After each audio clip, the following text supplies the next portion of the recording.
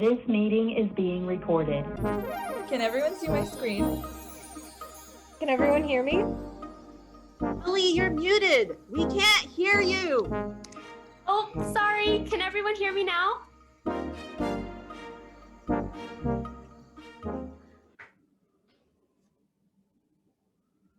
Hi, everyone. Welcome back to Politics Under the Microscope.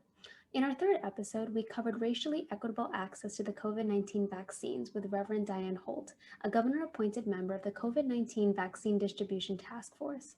While it's imperative to recognize and address the barriers to racially equitable vaccine access, it's critical to also recognize the disabled population and the barriers they face when accessing not just information pertaining to the vaccines, but also to the pandemic and public health-related information as well.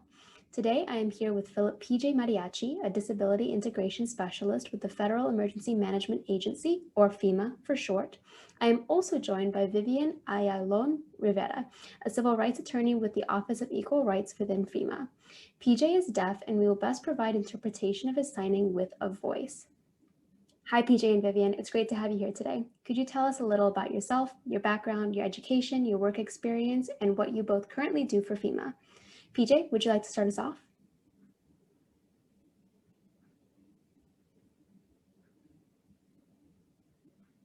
Well, my name is PJ Mattiachi. Everyone just calls me PJ, even though technically my name is Philip. I was born and raised in Philadelphia. I was born deaf as well. My parents are hearing. Really, everyone in my family is just about hearing. And they found out when I was 2 or 3 years old. This is back in the mid-70s when they found out that I was deaf. And there was no early screening at that time. So they noticed my behavior, that there was some difficulty with communicating, and then it was determined that I was deaf.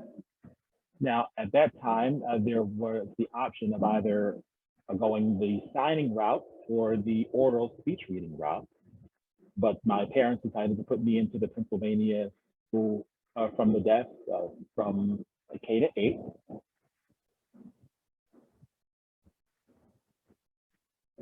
And at that time, I wanted to experience the great wide world. I wanted to try my hand at what's referred to as mainstream, being around predominantly hearing students who didn't sign. That was my first experience being in that type of environment, and it was challenging navigating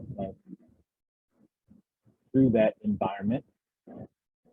But 99% of the world are hearing individuals who don't have much association with the deaf or hard of hearing individuals. So I was mainstreamed into Lincoln High School in Philadelphia. That was around 2000. There were around 2,000 hearing individuals in that class, and in that school, and I took classes that, and an interpreter was provided in those classes. And overall, it was a positive experience going through the mainstream environment. Some of my classmates took time to learn some signs, and overall it was positive. From there, I went to Gallaudet University in Washington, D.C. It's the only liberal arts college for deaf and hard of hearing students in the United States, in D.C. And I got a degree in government, undergrad in government. And I really liked the government because my parents were very active in the community, very active in various boards and associations, clubs, and just very politically active. And that was something that was pretty much built into my DNA, this interest in politics. From there, after Gallaudet, I stayed in Washington. I went to George Washington University, and I attended the grad school of political management.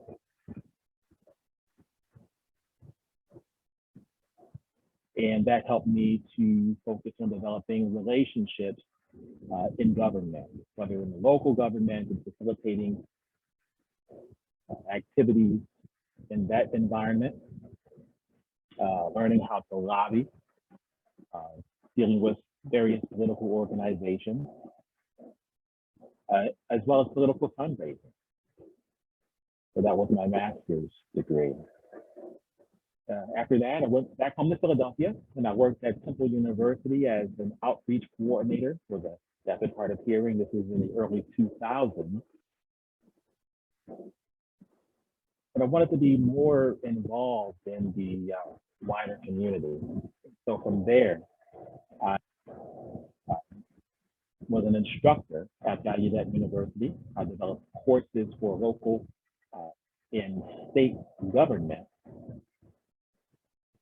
So growing up in that school and having undergrad courses, it was mostly focused on the federal side of government, but not so much local or state government. And that's a very important part that was overlooked. It was important to teach that folks to understand and not overlook that aspect of government. And I'm sure you've heard the expression, all politics is local, and that's what was keyed in on. So I developed courses for local and state government and for undergrad students, and they were very successful. From there, I decided to work for a huge nonprofit, and my focus was on communication access at the local level in Philadelphia, in the Southeast Pennsylvania region. And that led me to FEMA, working for the government.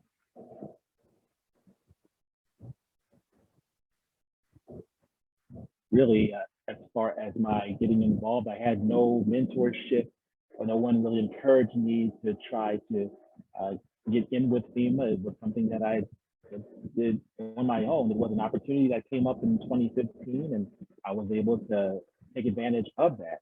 And I have to say, I really enjoy working with FEMA. It really keeps my mind active. I work in what's referred to as FEMA Region 3, and my title is the Regional Disability Integration Specialist, or the artist, as it's called.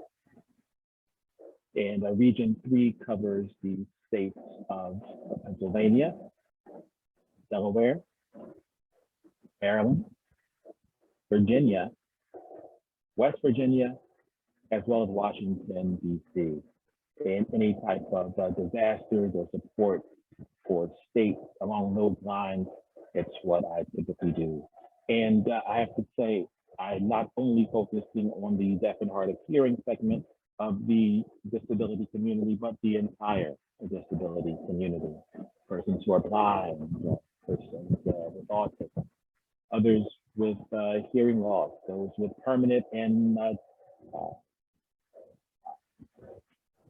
temporary disabilities. And you may wonder what that is exactly. Well, you think about that a woman who's pregnant, and she may have difficulty as far as evacuating from a certain disaster. Or someone on dialysis, they may be concerned about their treatment and the machine getting interrupted during a disaster. So I make sure that states have plans for taking care of persons with disabilities in the event of such an event. A lot of times, local emergency management tends to overlook those who are who have disabilities. I tend to focus on three pillars as well of inclusivity. That's physical access, programmatic access, and as well as effective communication. And again, those three pillars apply to all persons with disabilities. So that's me in a nutshell. Sorry for going a little long with that. So PJ, you bring up something that our podcast is really passionate about, which is mentorship. And so from what I understood, you didn't have a lot of mentorship opportunities or didn't receive as much mentorship. And so as someone who is deaf and hard of hearing, like a student, for example, what kind of efforts are currently in place to provide these students with mentorship? Because it is so integral to our success, as you know, rising scientists, rising educators, rising community leaders, etc.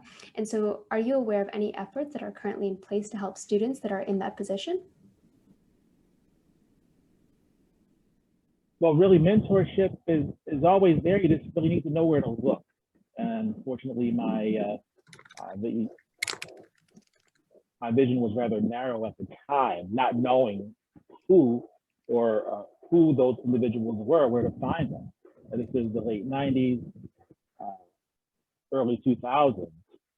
We didn't have the social media then that we do now, whereas one would have access to it.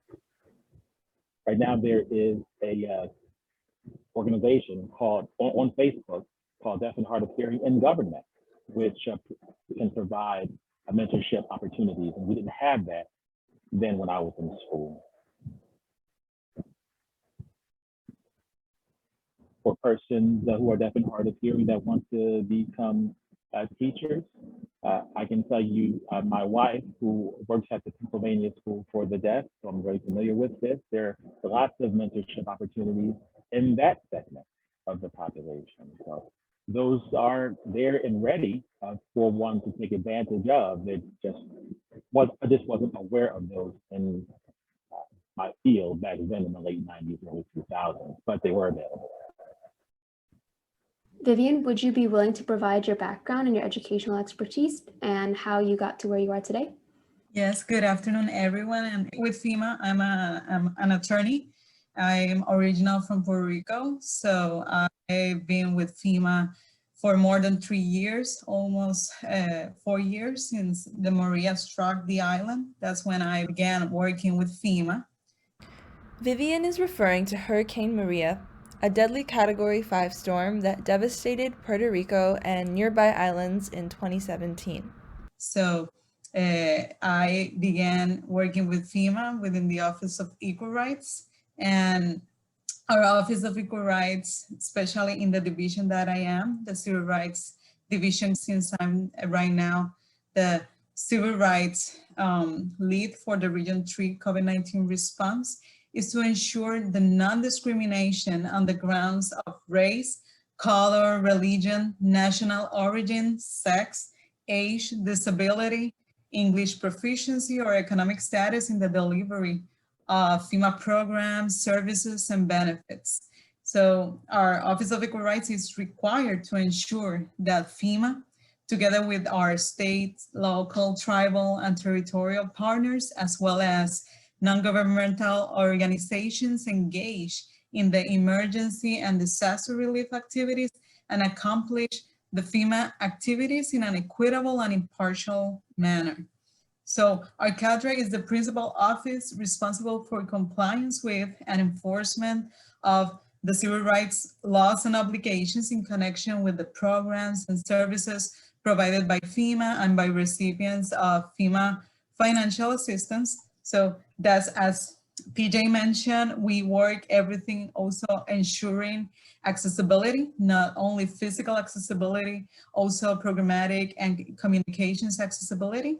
And in regards with disability, we are the enforcement part, and disability integration is the actionable part. So that will be my background and my duties within FEMA. I'd like to ask a follow-up question to what Vivian said, because we are in this pandemic, which is pretty unprecedented. And so what have you seen, or what have you really learned firsthand that you haven't had before COVID-19? For me, it's the impact that all the efforts and the accessibility that we as FEMA and our different divisions have been bringing to the communities, that community partnerships, especially in the communities with disabilities, the deaf and hard of hearing community, but the accessibility, so everyone can have access to the vaccination, to our service. And that has been key in all this process within the response of COVID-19. So yes, I think that that's one of the biggest things and the biggest impacts that we have had in this COVID-19 response. What are the specific barriers that the deaf and hard of hearing community face when accessing the vaccine? You know, what about with the COVID-19 pandemic in general, access to public health related information and items like that? So in relation to COVID, when that happened, for example, COVID-19, just the word for it itself, there was no real concept of a sign even for it when it first started, because really there was a lot of collaboration and discussion about what is COVID, you know, how does it spread, and then how do we create a sign for that?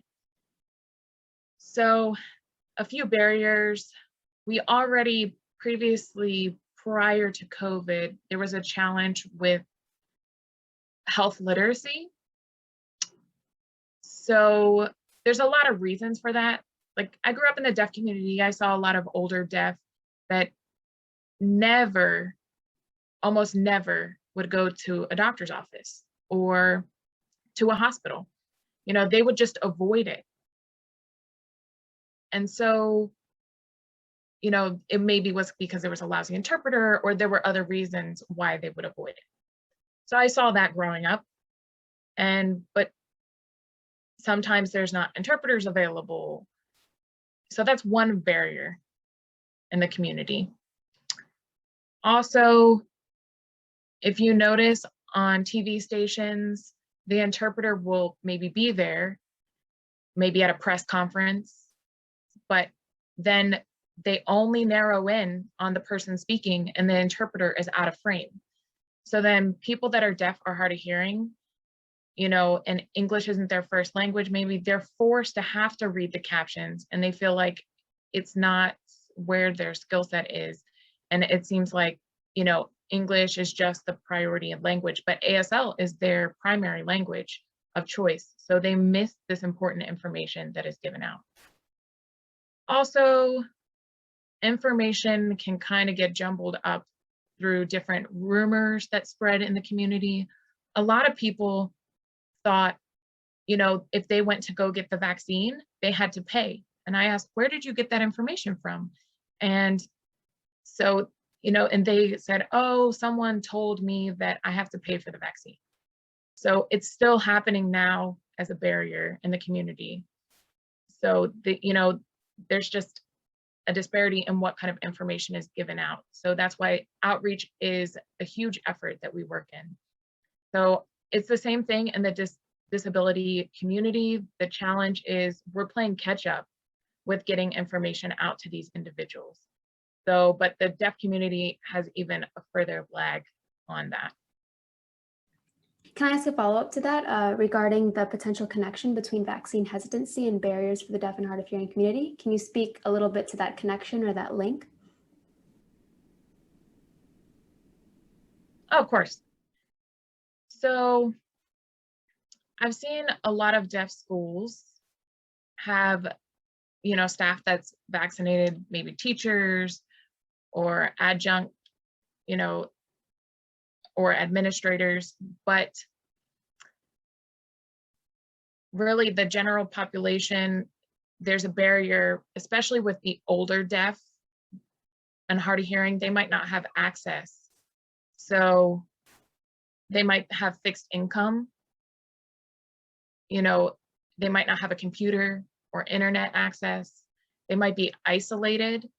So there's a barrier for them receiving that information. Secondly, some deaf individuals who are hesitant about getting the vaccine, you know, they don't have full information to make informed consent on proceeding with getting it. There's also not a deaf enough deaf and hard of hearing medical professionals, and then that way they have confidence in the vaccine. And so now that we've characterized the barriers to accessing not just the vaccine, but COVID-19 related information as well, how have both of you and/or FEMA worked to overcome these barriers, and what are some current and ongoing efforts? So, for example, I work closely with the city of Philadelphia and different populations and groups of people with different disabilities, so that we're ready to partner with them and support them. So also, we set up ASL Interpreters. And in Philadelphia, they brought in what are called certified deaf interpreters, called CDIs. And many people didn't have any clue who they were and what their role was. So in Philadelphia, that was a challenge because there was a lot of deaf people that didn't have access to information, or they had, limited English proficiency, so they depended on ASL. So there's distinct dialect signs for individuals in the city of Philadelphia as well. So they might have come into the vaccination center and felt a little bit nervous and hesitant, and they weren't really sure, is there going to be someone there that understands me? Is it going to just be a hearing interpreter that doesn't understand me? And then we explain, oh no, we're going to have a certified deaf interpreter as well there to facilitate communication during the vaccination. And then they feel relieved and they're done within 15 minutes. And it's not a long drawn out process for them. They sit and then they rest for that 15 minutes after they get the vaccination, and then they go. So we kind of overcame that barrier in that manner by using CDIs. Also, I partnered with Overlook School of the Blind, and so their president called me and said, in Philadelphia, we have a lot of adults who are in our transition program, and they're hesitant to go into the city. They don't know where it is. They don't know how to navigate that. So they preferred for them to go into Overlook, into the school. They knew how to get there and navigate that. They knew the structures in the area. So I connected with Philadelphia and they said, oh, okay, what can we do to make this work? So the end result was we had a mobile vaccination unit come to Overbrook School for the Blind, and the adults in the transition program are 21, in between 20 to 22 about. So all of them came in, about 78 individuals came in. So we overcame that barrier. Also, we had hosted a Deaf Day, and I didn't actually come up with that. Philadelphia did. The Archdiocese of Philadelphia was involved, and Pennsylvania School for the Deaf as well. They looked for ways, and then they contacted me and about vaccinations in the area. And so we provided more interpreters there that day. About 30 people came in one day. So that was just a good example of overcoming the barriers presented. We mentioned before that there are some deaf and hard of hearing individuals that do not know ASL. And so how did they come into the clinic or get vaccinated? What are the barriers that they face, and how can we overcome those? Yeah, it was a challenge. Well, for one thing, I really wish people were aware that not all deaf and hard of hearing individuals know sign language. There are segments of the deaf and hard of hearing population, those who are perhaps late deafened, or those who, for whatever reason, choose to rely on speech reading. And there's no rules as far as this type of communication goes. It's whatever one is comfortable with. But one issue has been a face mask. That has been quite a challenge. Because even with the sign language, facial expressions are a very important part of American Sign Language grammar. But for persons who are hard of hearing, the challenge is even greater because their ability to speech read is pretty much off the table with the mask up. So there are certain deaf and hard of hearing organizations that created masks that were transparent in order to allow these individuals to speech read, but distribution of those masks was limited, even though there were efforts to do so. I'll give you an example of what happened with one speech reading woman who didn't get a wink of sleep the previous night because of being anxious about not being able to communicate at the vaccination center. If you recall, I mentioned the certified deaf interpreter that was working there at the CVC, well, that's the community vaccination center.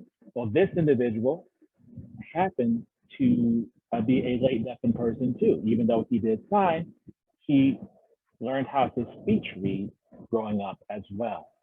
And practicing some social distancing, he backed up a bit from the interaction, pulled his mask down so that he could help facilitate the speech read. And not even a moment after that, the woman's anxiety left her and she was able to go through the vaccination process. So again, there are just so many methods of access that FEMA has looked to provide at these vaccination centers.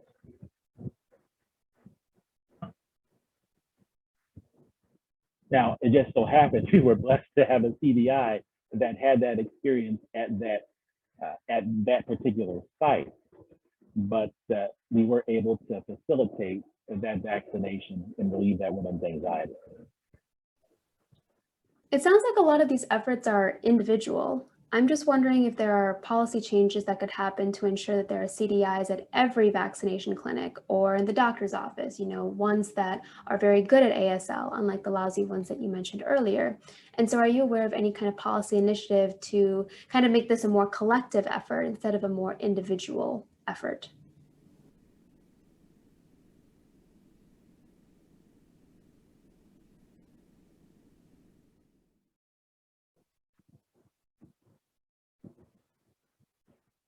In the state of Pennsylvania, where I live, there's a law called Act 57 that was enacted. And it doesn't specifically say the CDI as a certified deaf interpreter, but rather an interpreter needs to be certified. That's the requirement. And the CDIs are considered certified interpreters as well. So the effort is to spread the awareness of the usage and value of CDI. And FEMA, incidentally, does have staff members who themselves are certified deaf interpreters too. They work at the FEMA headquarters.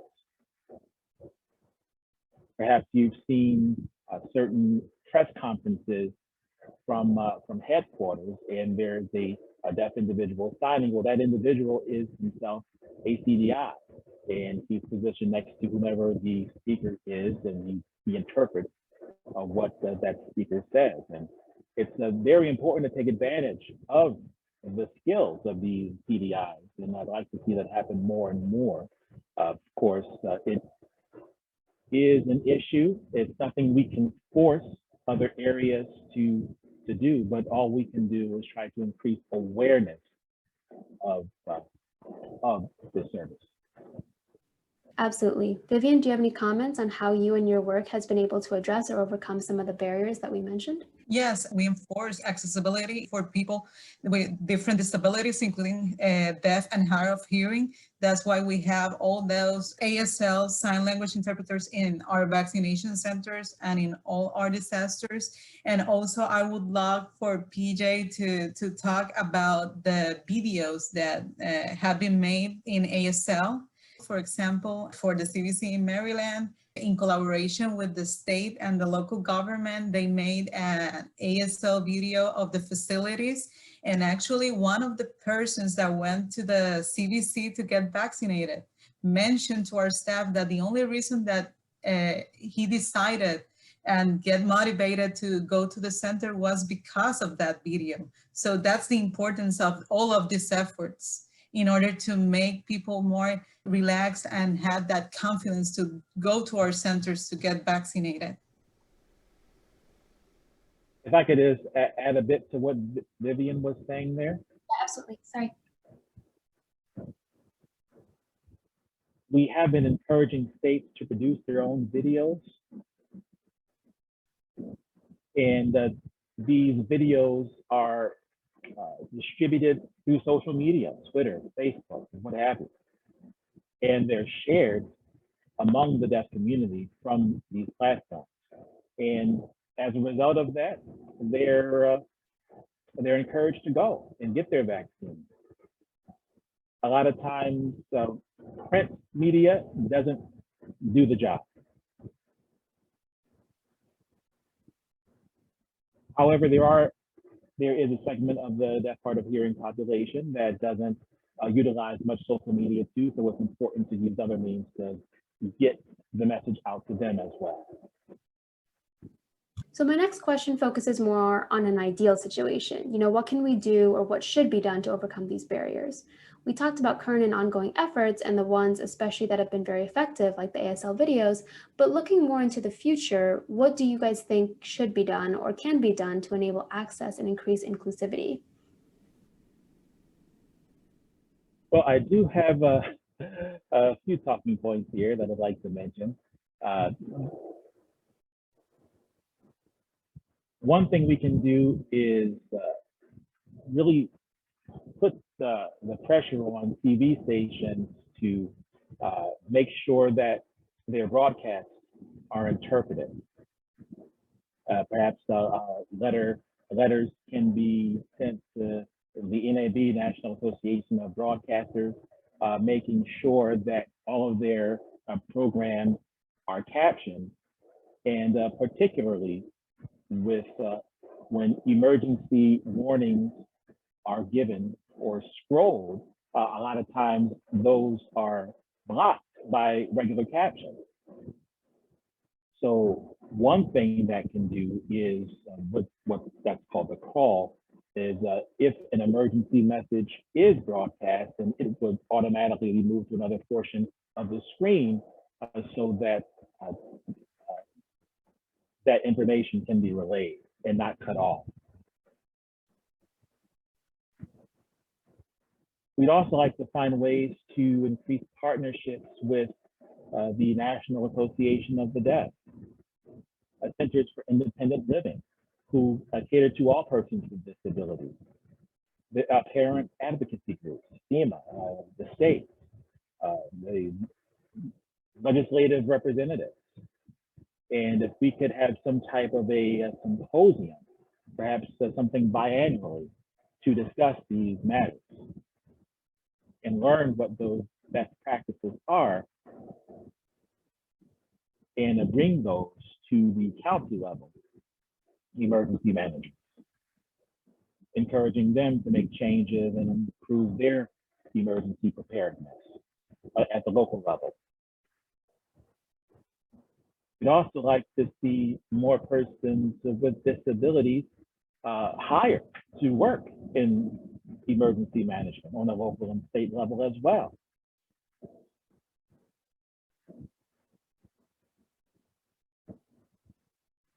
Someone with a disability or with a hearing loss, maybe difficult communication access as well. But the most important,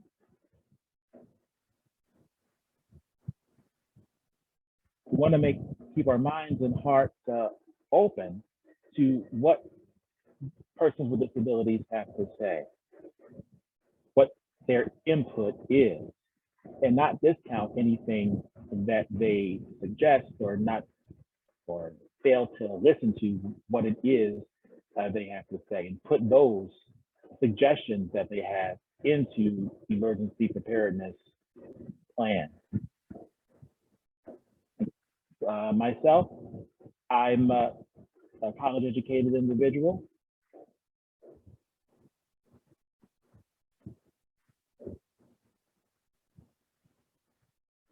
But still, I learned quite a bit from persons who don't necessarily have the formal education, but of course, they're experts in their own right. So it's important to keep one's, again, mind and hearts open to the input that persons with disabilities have. They are the experts of their own disability. Vivian, do you have any comments on what you think can and should be done in an ideal world to rectify these barriers and to tear them down? Yes, of course. I completely agree with what PJ have said. I think that we also need more education, more awareness, more empathy also with the deaf and hard of hearing community. If I could just add one more thing. COVID was especially challenging because even before COVID, finding information in the disability community information tended to be distributed in person. And since COVID occurred, that aspect of information sharing was just gone. So we needed to find a new way to help to prepare individuals with disabilities. So, well, let's hope this doesn't happen again, but we need to find another way in order to make sure that the information is given effectively to persons with disabilities, as well as those in the deaf and hard of hearing community. What can someone like me or someone like the other hosts of this podcast who are hearing, what can we do to improve access for the deaf and hard of hearing? You know, how can we advocate for this community, and what have been some previous efforts to do so? What maybe makes some of those efforts effective and others ineffective? Actually, listening and hearing what the deaf and hard of hearing needs to say and what are their needs, and especially be more sensitive, more empathic with that population, especially in previous disasters and working in the COVID-19 situation response with PJ. And for example, in Puerto Rico, I participated in a training with the first group of deaf and hard of hearing population in Puerto Rico. They were trained on everything, community response and preparedness. And I think that we need to begin listening, actually listening to them, to their needs, on how we can help them being more an advocate for this community. And I think that that's the main point in all of this, begin hearing.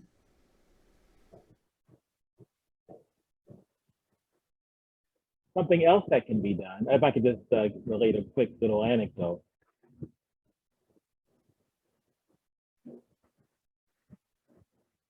I was teaching, a friend of mine asked me to teach a class in the ASL level 1 class, because, and there was a student there who was interested in becoming a sign language interpreter.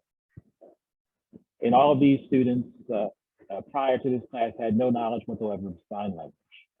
So that first day, typically an interpreter is provided so that the expectations for the class can be set. But in the following weeks, there is no interpreter provided. And I asked the students why they wanted to learn sign language, and several of them gave pretty much a similar answer. They said, I want to learn sign language so that I can help deaf people.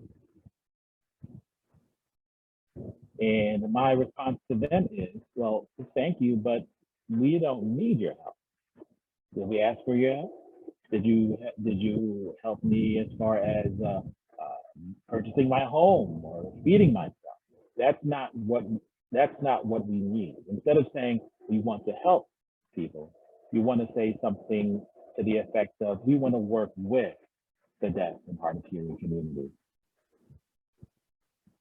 So verbiage is very important there.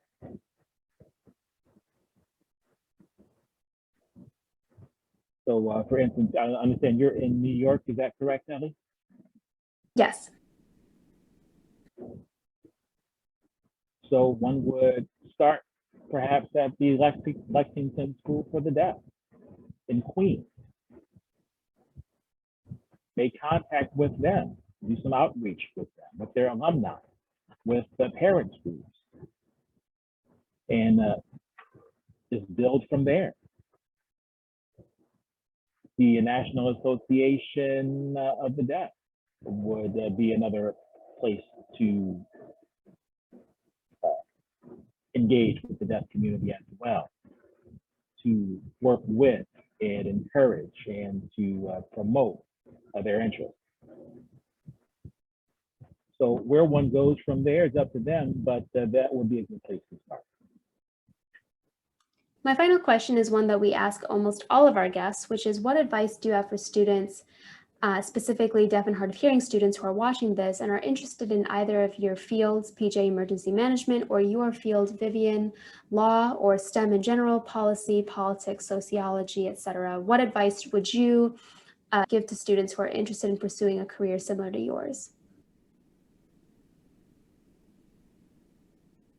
Well, I would say, don't limit yourself. Some folks thought I was crazy to work with FEMA, working and traveling as we actually do. But I've been working with FEMA since 2015 and I've loved my job.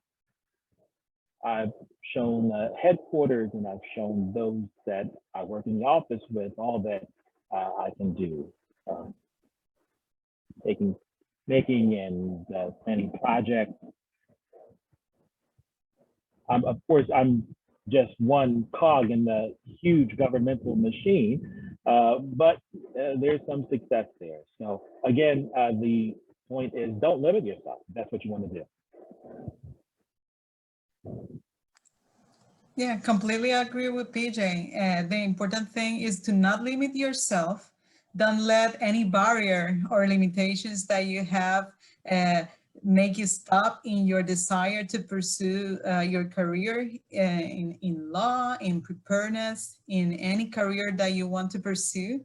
For example, English is not my first language, it's my second language. And that's one of the main barriers that I had when I began working with FEMA, even though I speak English and I'm bilingual, but there's always this this fear of making mistakes, etc., speaking in public.